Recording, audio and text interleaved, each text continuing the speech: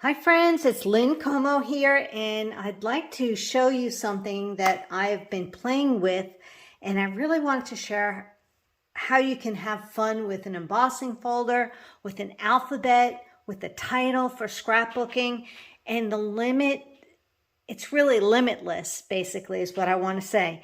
So let me just talk to you a little bit about where I'm getting started. First of all, I'll be using the So Swirly embossing folder.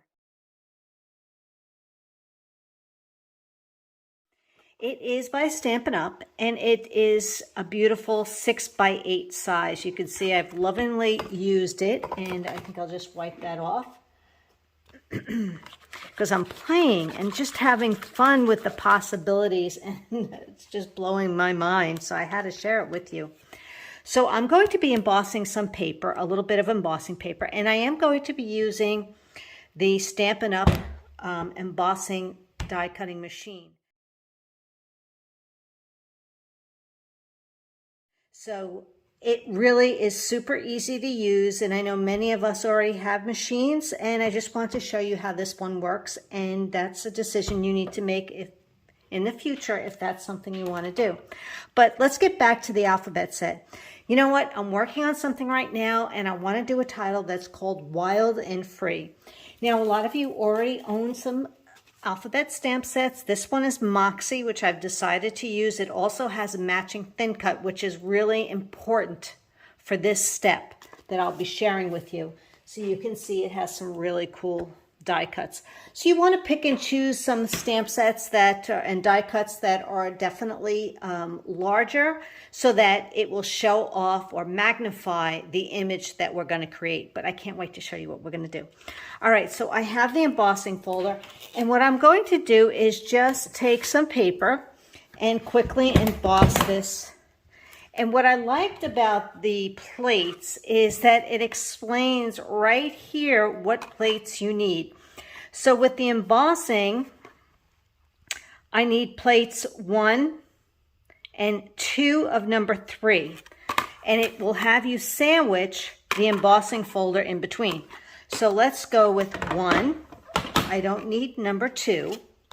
But I need number 3, which is, as you can see, is also my cutting plate. So you can see I've been doing lots of die cuts lately.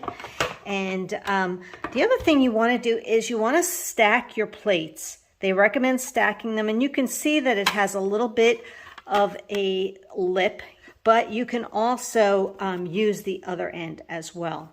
So I'm just going to do where it normally works, and I'm just going to put some paper in here, just anything, in this swirly. Now let's talk about this swirly one. Swirlies can be used for beach, waves, ice, snow, ice cream, lots of different things. Anything that you want to maybe show has some kind of movement. But that's what's so cool about it. And we don't have to do a whole big sheet. You can if you'd like, but I want to show you what we're going to do. So you can see I'm stacking plate 1, plate 3, the embossing folder with the plate, with the paper inside it. And I always have the logo image facing me. And then the last plate is also a number 3. And I'm just going to put that right in here, crank that through. And there is no tension or dial, which is kind of nice. It just kind of works on its own that way. Okay, so now you can see how really pretty that swirly is. But this is just the tip of the iceberg. It is. Oh my gosh, I can't believe what you can do. So this is going to be so much fun. I want to show you that I took the letter W, right, wild and free, and I stamped it right on the swirly. Now, I have a couple of choices. I can actually now die cut this out, and I would have this nice, gorgeous image, right? It would look like this. Now you can see the E. But if I use the second generation and stamp this, once I've stamped it here, I stamp it on white. Now look at that swirly. I've got two-tone right here, and now I can die cut this. Now that's pretty cool. So I can do my whole thing wild and free.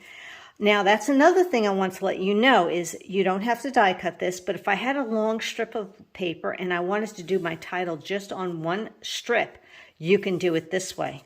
So let me show you what I mean so that visually you'll understand how this works. I want to do two things. What I love about this is I might not use the first generation. I might just use the second generation, which is what we're going to be doing here. I'm going to pick and choose a spot on my swirly, stamp it. I've inked it up in blue. And now I can take that same thing, and now that has the lines from the swirl in it. Okay, let's do the letter L.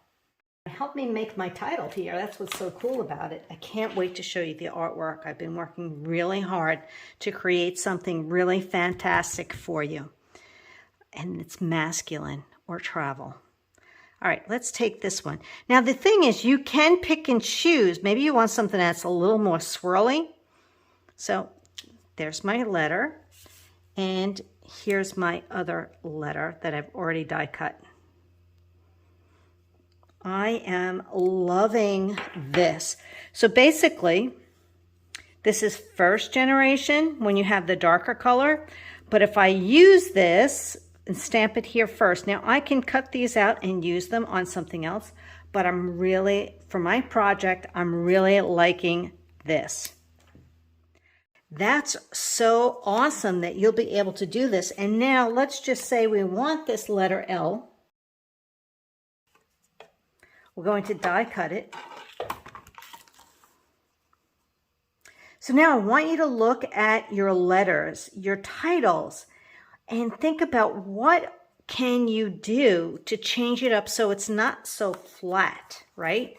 So here we have an embossed image that we stamped on, and you can use either generation, first or second generation, to decide to do the die cut. And you can just play around and see what's going to work best for you.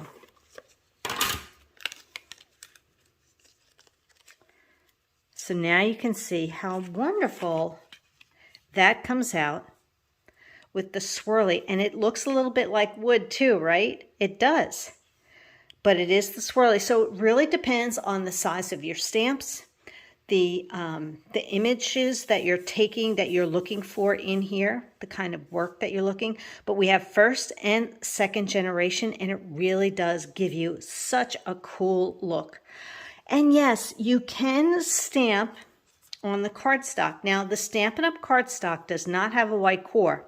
So if you stamp and put this through the die cutting machine, it will come out with no white showing. Remember, close to my heart cardstock has a white core, so that might be a little bit different. So you might get a totally different distressed look and like it. So what I suggest is always to play, take a piece of scrap paper, test it. What do you like? Do you like stamping first and putting it through the die cutting machine to emboss? Do you like embossing first and then stamping on top? Do you like embossing paper, stamping, and then taking the second generation of ink and stamping it on plain flat white paper like you see the die cut here, just stamping the W so you get this look?